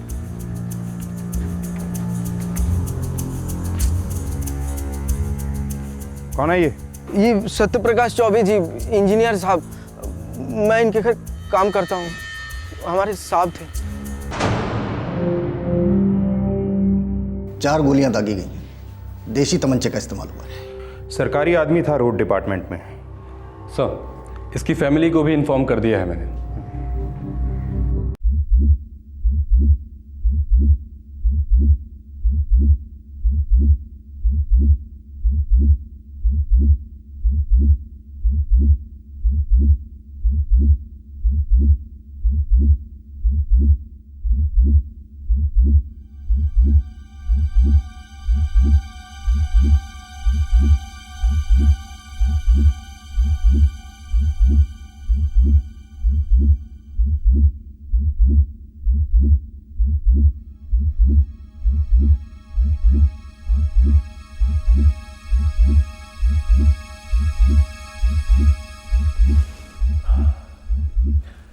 देखिए, अभी हमें कोई लीड नहीं मिला है, लेकिन पूछताछ से लगता है कि कौन लोकल चोरों का गैंग होगा। क्या बता सकते हैं कि क्या क्या था उनके पास जो गैंग चुरा ले गया? कोई कीमती चीज लेके आ रहे थे वो? कहा है भैया, बोल काहे नहीं रहे हो? बोलेंगे नहीं तो इन्वेस्टिगेशन कैसे होगा भाई? सर, भैया का ब्रीफ केस, उनका पर्स, मोबाइल फोन, सब कुछ मिसिंग है सर। ब्रीफ केस में कैश था? सत्य प्रकाश के पास कभी भी बहुत ज्यादा पैसे नहीं होते थे, लगभग 3000 होंगे। बनारस कौन काम से गए थे का? घरेलू मामला था। कैसा घरेलू मामला? बेटी की शादी पक्की कराया था। बनारस से लौटने का जल्दी का था? सर, भैया हर बार स्टेशन पे अपनी गाड़ी मंगाते थे, इस बार गाड़ी में कुछ खराबी थी सर। यह हमरे सवाल का जवाब तो नहीं ना हुआ। इतनी जल्दी कहा थी बनारस से लौटने की? रात के 3 बजे वो इलाका किसी चंबल के बीहड़ से कम नहीं होता है, और ऐसे में रिक्शा करना अपनी शामत को नौता देना है। सर, कुछ तो सुराग मिला होगा। कौन थे वो लोग सर? अरे कह तो दिए हैं किसी लोकल चोरों का गैंग है। सारी शाम और रात कुछ हाथ लगा नहीं होगा, फिर तुम्हारे भैया सामने आ गए होंगे, सब कुछ मांगा होगा उन्होंने, इनने मना कर दिया होगा, बदले में दाग दी गोलियां, और क्या।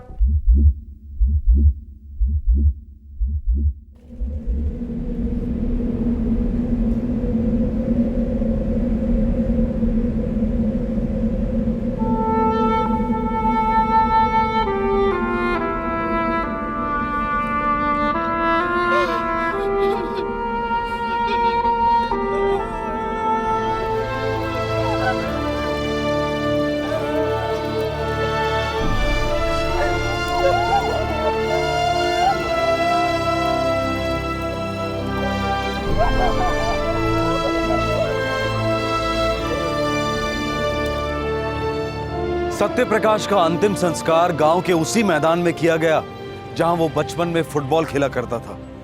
सत्य प्रकाश एक असाधारण लड़का था। उसके उसूल उसकी रोजमर्रा की जिंदगी से बहुत ऊंचे थे। अपनी छोटी सी जिंदगी उसने सिर्फ देश के लिए जी।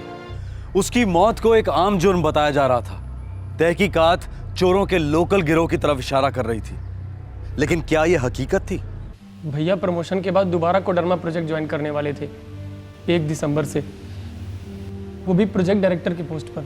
कोडरमा ये वही जगह है जहाँ से उसने करप्शन के खिलाफ दिल्ली को लेटर्स भेजे थे, इसीलिए तो उनका गया ट्रांसफर कर दिया गया था। अच्छा, मतलब कोडरमा वाले उसके लौटने की खबर सुनते ही कांप गए होंगे, और वो भी प्रोजेक्ट डायरेक्टर की पोस्ट पर लौट रहा था हमारा सत्या। खटिया खड़ी कर देता सबकी। हमें आवाज़ उठानी चाहिए, लड़ना चाहिए। आखिर सत्या की जिंदगी के बहुत मायने थे। और ये मर्डर एक साजिश है, कोई आम जुर्म नहीं। कई लोग शामिल होंगे। आफ्टर ऑल करप्शन के झंडे तले सारा सिस्टम एक हो जाता है। ये लड़ाई लंबी चलेगी।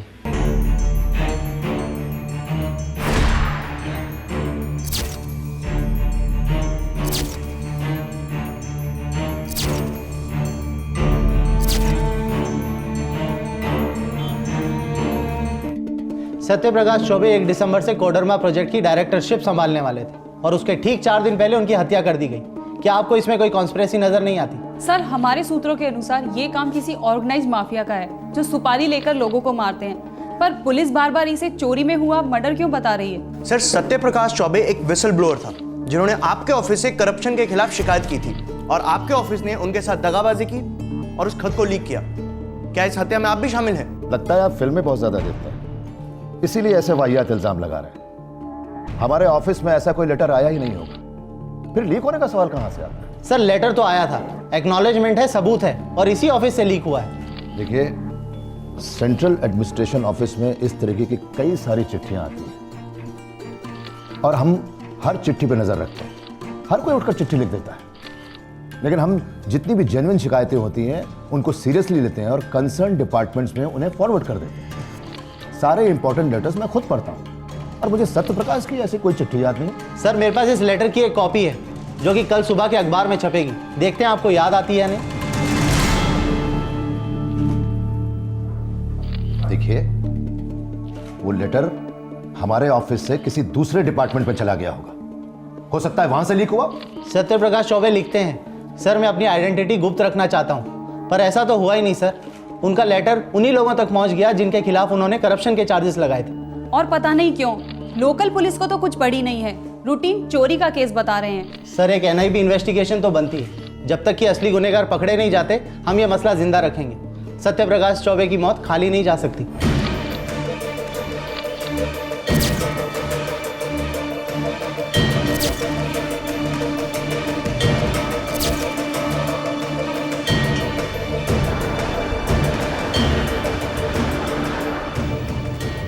सर, लोकल पुलिस ने अभी तक कोई प्रोग्रेस नहीं की।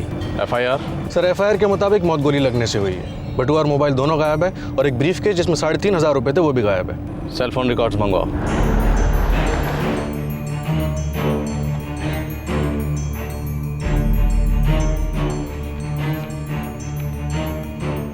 आखिरी कॉल सत्यप्रकाश चौबे ने गया के इस नंबर पर की। हेलो ड्राइवर संतोष। हाँ बोल रहा हूँ, आप कौन बोल रहे हैं? और उससे ठीक 3 घंटे पहले एक और कॉल की, वो गया के इस नंबर पर। हेलो।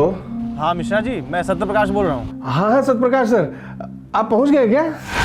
आखिरी कॉल जो उसने रिसीव की वो दिल्ली का नंबर है। हाँ सीमा, सुनो, बबली की शादी पक्की हो गई है। हाँ सत्या, लेकिन तुम कोडरमा की पोस्टिंग के बारे में दोबारा नहीं सोचोगे? विनोद, इन तीनों नंबर्स को ट्रैक करो, मुझे इन तीनों से बात करनी है। Sir, thank you.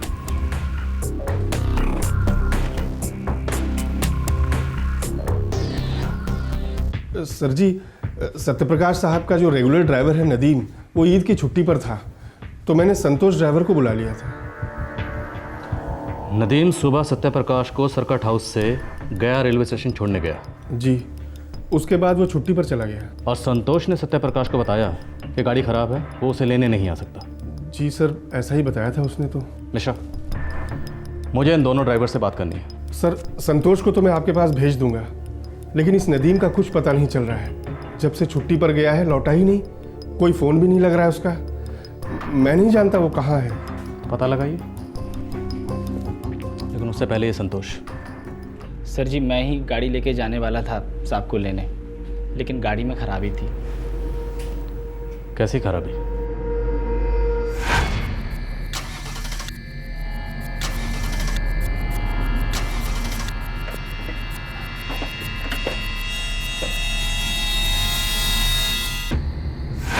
Sir ji, fuse wire टूटे हुए थे।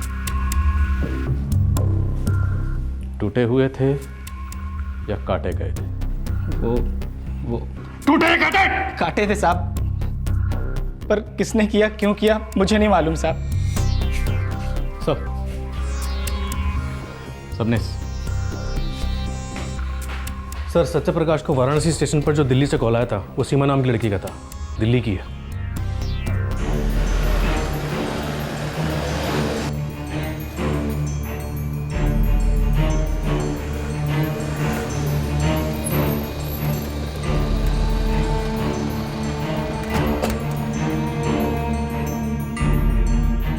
सर, ये गाड़ी वाला मामला पक्का सबोटाज लगता है। सुबह जब नदीम सत्यप्रकाश को ले गया था तब गाड़ी ठीक थी, अचानक रात को फ्यूज वायर कटे हुए थे। ये क्या बात हुई? ये सीमा कौन है? सर वो भैया की फ्रेंड है दिल्ली से। क्या सीमा जानती थी कि सत्यप्रकाश वाराणसी से गया पहुंचने वाला रात के 3 बजे? क्या वो ये भी जानती थी कि 4 दिन बाद वो कोडरमा जाने वाला? सर हो सकता है भैया ने उनको बताया होगा, वो उनकी अच्छी फ्रेंड है। विनोद सर, गया रेलवे स्टेशन जाओ और वहाँ के पब्लिक ट्रांसपोर्ट सिस्टम की डिटेल रिपोर्ट बनाओ। जब संतोष ने सत्यप्रकाश को बताया होगा कि गाड़ी ख़राब है, वो उसे लेने नहीं आ सकता, तो जाहिर सी बात है कि सत्यप्रकाश ने गया रेलवे स्टेशन से कोई पब्लिक बस, टैक्सी या रिक्शा लेने की सोची होगी या कोशिश की होगी। Right sir. ठीक है, हम आपसे बाद में मिलेंगे।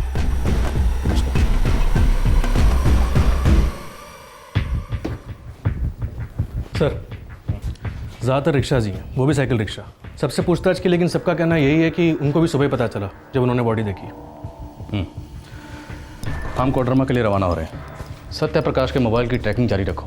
जैसे ही स्विच डाउन होगा हमारी इन्वेस्टिगेशन ऑन हो जाएगी। सर वो दिल्ली की लड़की सीमा वो परसों आ रही है। गुड, तब तक हम वापस आ जाएंगे। कोडरमा, जहाँ से सत्यप्रकाश को ट्रांसफ़र किया गया था, जहाँ वो दोबारा पोस्टिंग के लिए जा रहा था। Right sir.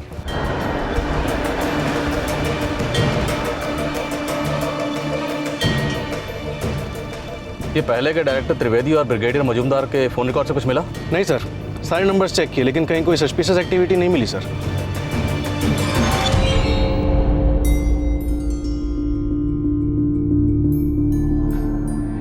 अब हर किसी को हम पर ही शक होगा।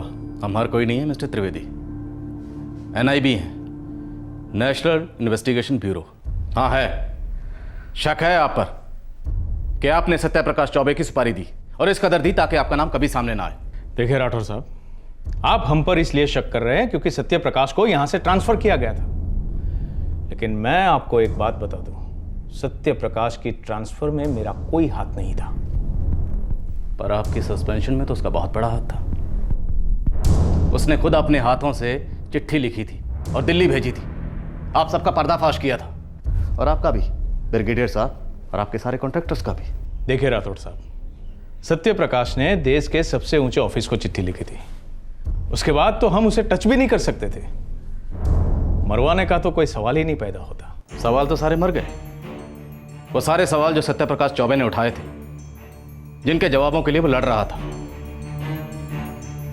उस आदमी को मौत का खौफ नहीं था मिस्टर त्रिवेदी। अगर वो यहां दोबारा पोस्टिंग पे आता तो तुमसे 1000 सवाल पूछता, वो सारे सवालों पर पहुंचते। उसे चुप करवाने का तुम्हारे पास सिर्फ एक तरीका था, वही तुमने किया। नहीं किया ऑफिसर, नहीं किया। आप भले ही हमें करप्ट विलन के नजरिए से देख रहे हैं, पर सच्चाई यह है कि अगर करप्शन लड्डू है तो हम सिर्फ चींटियां हैं, और उस लड्डू को निगलने वाले हाथी कहीं और बैठे हैं। वहां की तो आपको इंक्वायरी की परमिशन भी नहीं मिली होगी, और शायद कभी मिलेगी भी नहीं। अगर आप नाम बताएंगे तो हम उनसे भी पूछताछ करेंगे। बताइए ब्रिगेडियर साहब, वो कौन से बड़े हाथी हैं जो ये लड्डू निगल रहे हैं? Come on sir, tell me the names. मुझे पता होता तो मैं खुद वहीं होता। अगर आपको पता चले तो सावधान रहिएगा। आप जहां से आए हैं वो जगह बहुत पावरफुल है, ये आप भी जानते हैं।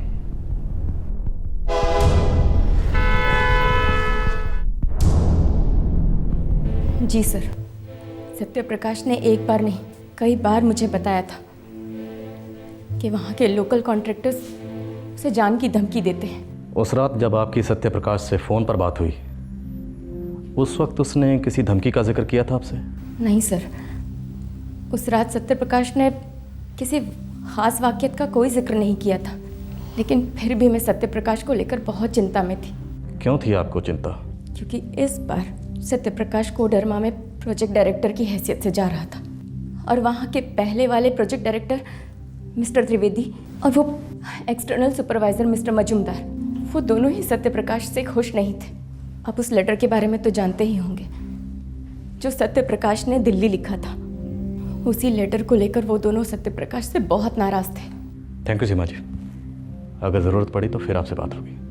साहब आज सच्ची कह रहे हैं साहब, क्या हुआ साहब? साहब मोबाइल मिल गया। सर हम मानते हैं हम मोबाइल चुराए हैं सर, लेकिन ये खून से हमारा कोई लेना देना नहीं है सर। सर हम कसम खाते हैं अपने 20 बच्चों की। सर काहे मरवा रहा है मासूमों को? एक झूठी कसमें मत खा। हमारा काम है तुझे बड़ा साहब तक लेके जाना। उनका डंडा जब पड़ता है तो गूंगा लोग भी गाता है। चल। अरे साहब हम कह रहे हैं साहब, हम साहब मोबाइल चुराए हैं जरूर, लेकिन साहब हम सच्ची कह रहे हैं, हमको नहीं मालूम कुछ इसके बारे में। साहब आप समझिए साहब। साहब मैंने मोबाइल जरूर चुराया था साहब, वो अपनी बीवी से कलकत्ता में बात करनी थी साहब। फ़ोन करने के लिए मोबाइल ऑन किया, बस साहब लोग टूट पड़े मुझ पर। सिर्फ एक बार सीधे तरीके से पूछ रहा हूं, तू मर्डर में शामिल था? साहब बच्चों की कसम नहीं। फिर किसने मारा उसे?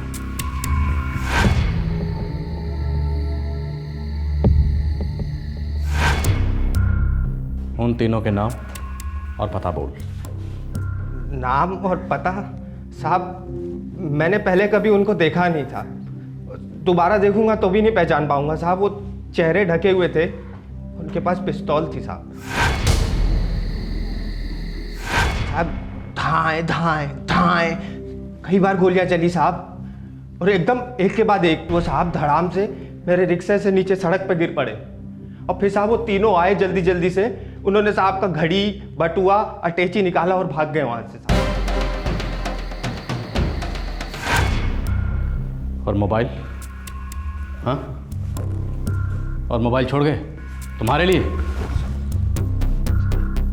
पता नहीं साहब, भूल गए होंगे साहब। मैं सच कह रहा हूँ, मैंने कुछ नहीं किया इसमें साहब। मैंने आज तक कभी चोरी भी नहीं करी, वो मोबाइल का लालच आ गया था साहब, वही वो कर रहा था। मुझे माफ कर दो साहब, मैं कभी रोना बंद, माफ कर दी। रोना बंद। जब तक मैं ना कहूं गया वापस नहीं जाओगे, यहीं रहोगे दिल्ली में, समझे? जी साहब।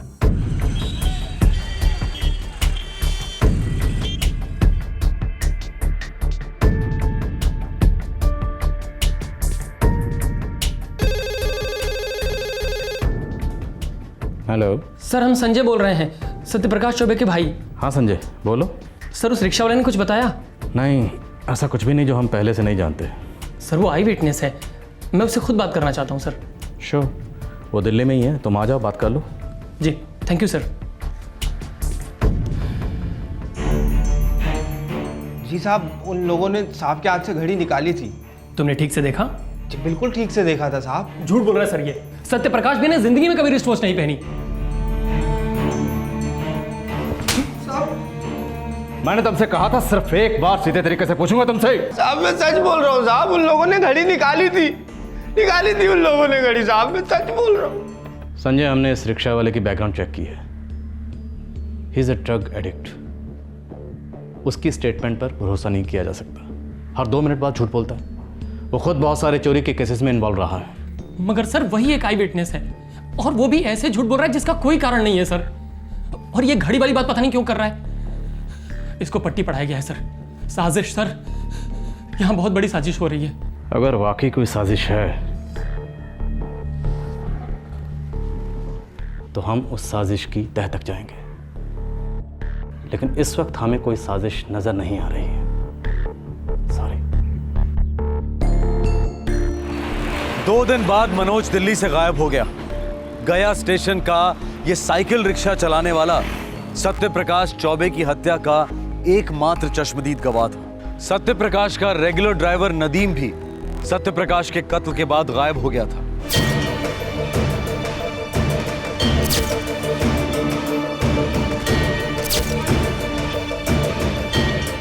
सर, ये मनोज रिक्शा वाला का किस्सा खामखा इतना उछाला जा रहा है।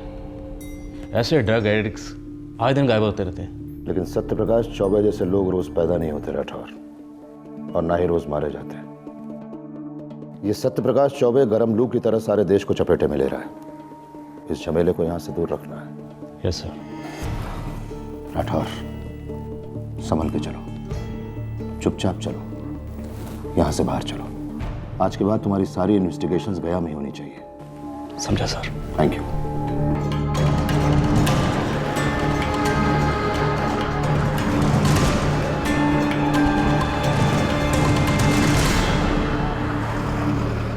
राठौर सर, हम तो कहते हैं कि एक बार हम अपने खबरियों के नेटवर्क को ऑन कर देंगे, कोई ना कोई सुराग जरूर मिलेगा सर। इनाम का ऐलान कर दो। मुझे सुराग चाहिए, जल्दी चाहिए और अब भी चाहिए। जी सर, ये इनाम का आइडिया अच्छा है सर। स्वरूप, आई वांट रिजल्ट। साहब हमें ज़्यादा कुछ मालूम नहीं है साहब। जो कुछ भी मालूम है ना वो बोल देना। साहब क्या बोलेंगे साहब, जाने दो ना साहब। जाने दो ना। चलो गाड़ी में।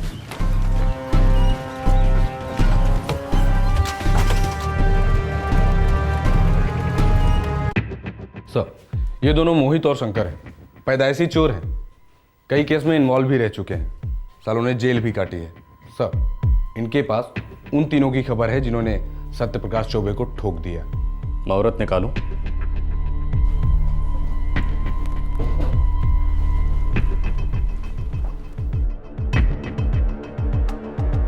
मुहूर्त निकालूं या अपने आप शुरू हो जाओगे?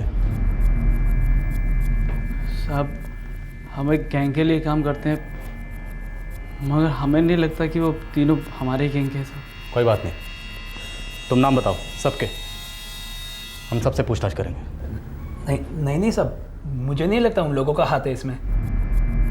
साहब, अगर हमने कुछ बता दिया तो वो हमें जान से मार देंगे।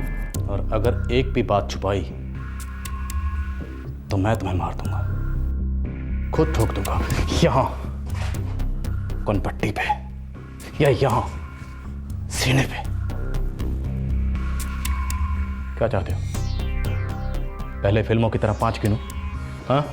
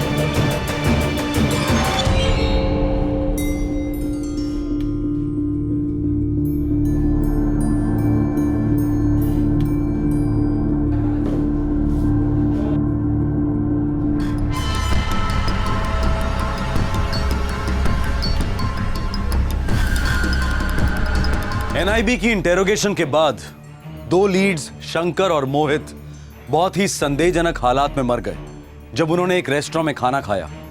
कुछ लोगों ने कहा सुसाइड और कुछ ने कहा मर्डर। इन 2 पेशेवर चोरों के रिश्तेदारों ने एनआईबी के खिलाफ धरना दिया, उन पर कस्टोडियल डेथ का आरोप लगाया, जिसका एनआईबी ने पूरी तरह से खंडन किया। माहौल काफी गर्म है साहब। So what? हमारी वजह से तो नहीं हुआ, हमने तो बस उनसे रेगुलर सवाल किए थे।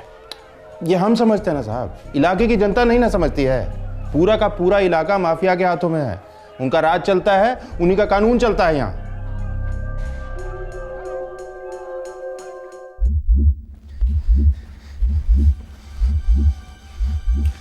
सर, अब आप लोग यही कह रहे हैं कि मेरे भाई की हत्या लोकल गैंग के चोरों ने की है?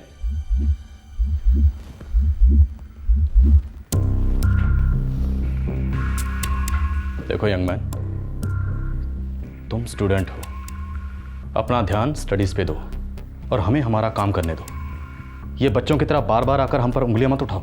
सर, ये बात आप भी जानते हैं, ट्रिगर दबाने वाली वो महज 3 उंगलियां थी। असली कातिल कोई और है। कौन है? कौन है असली कातिल?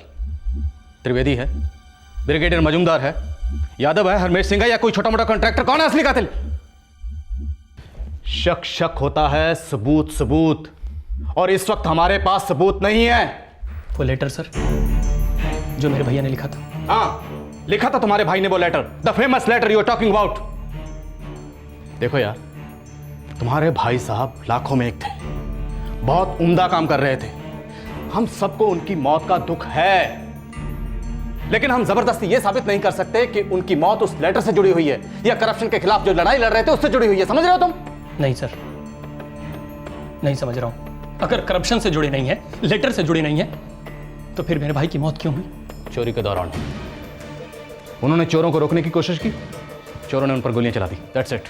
3,500 रुपए, वो ब्रीफकेस, एक मामूली मोबाइल फोन, इन चीजों के बदले में 4 गोलियां दागी गई मेरे भाई पे। इम्पॉसिबल लगता है। 50 रुपए के लिए गोलियां चलाई जाती हैं, 50 रुपए के लिए। क्या करें, जमाना खराब है। इस जमाने के नुमाइंदों में ही खोट है सर। अगर 50 रुपयों के लिए गोली चल सकती है तो करोड़ों रुपयों के लिए भी चल सकती है। मेरे भैया प्रोजेक्ट डायरेक्टर के पोस्ट पे जा रहे थे कोडरमा, सर वे पब्लिक के करोड़ों रुपयों को लुटने से रोकते। ये बातें आपके लिए कोई मायने नहीं रखती हैं सर? बिल्कुल भी नहीं सर, जरा भी नहीं।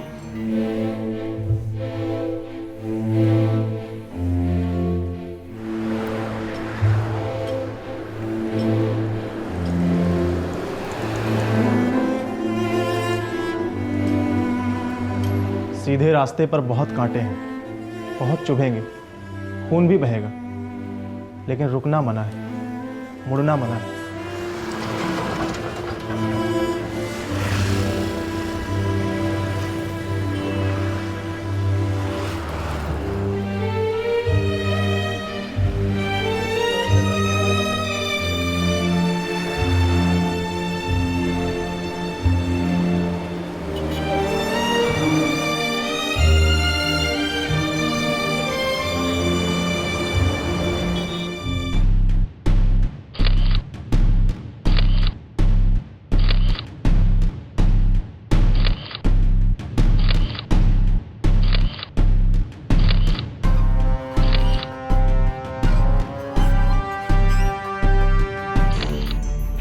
यस, इन तीनों ने सत्यप्रकाश चौबे की हत्या की जिम्मेदारी ली है, अपना जुर्म कबूल किया है।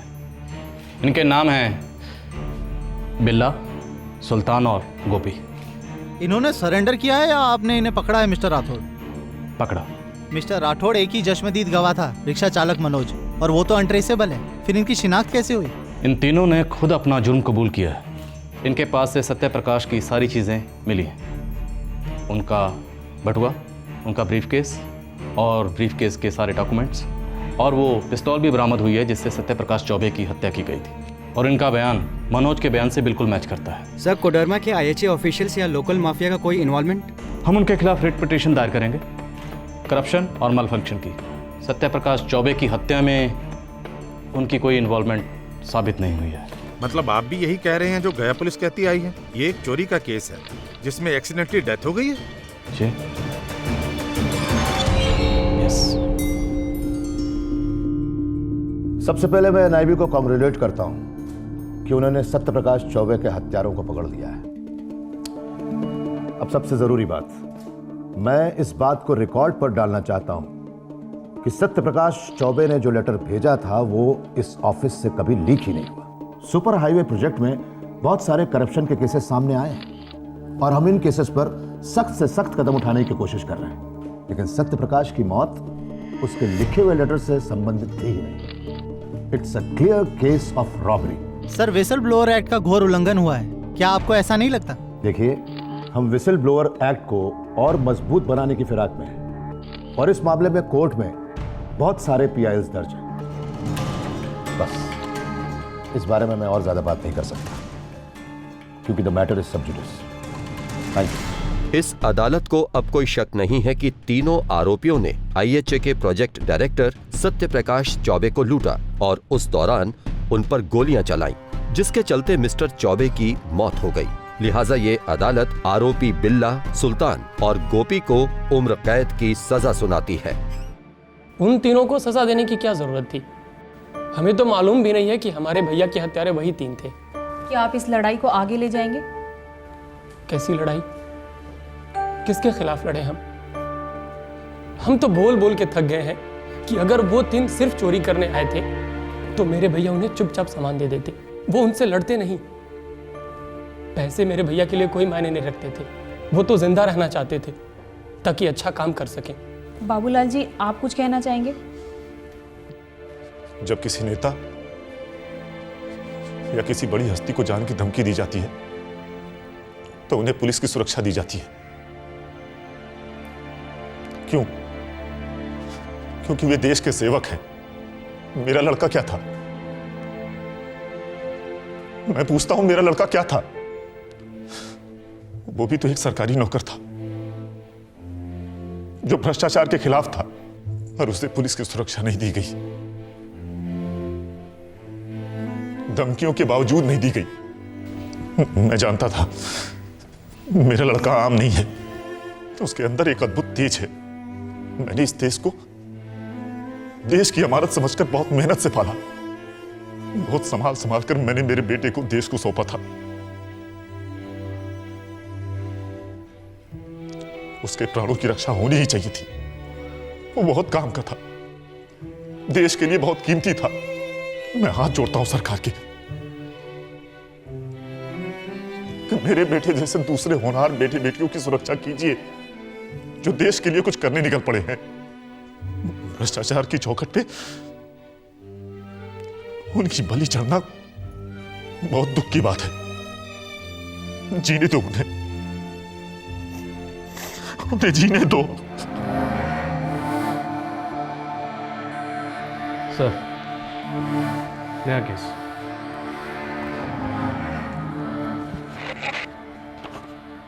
एक और आदमी ने भ्रष्टाचार के खिलाफ आवाज उठाई, काट दिया गया। सर, क्या आपको कभी लगता है कि हमें सत्यप्रकाश चौबे की सोच की इन्वेस्टिगेशन करनी चाहिए थी? वो किन चीज़ों के लिए लड़ रहा था? नहीं विनोद, सत्यप्रकाश चौबे की सोच से हमारा कोई लेना देना नहीं है। हाँ, इंडिविजुअली मैं या तुम उसे एडमायर कर सकते हैं, उसे सलाम भी ठोक सकते हैं, पर हमारी ड्यूटी क्या थी? एक मर्डर केस में हत्यारों को ढूंढना। वो हमने किया। स्टोरी खत्म। वाकई ख़त्म सर। 3000 रुपये के लिए 4 गोलियाँ, शायद एक एडिशनल मोबाइल, शायद एक रिस्ट वॉच, बस इतने के लिए उसको मार दिया गया। क्या ये स्टोरी पूरी तरह सच भी है सर? एक राजा था, बहुत कमीना और जालिम राजा। वो अपने दरबारियों को और प्रजा को बहुत डरा धमका के रखता था।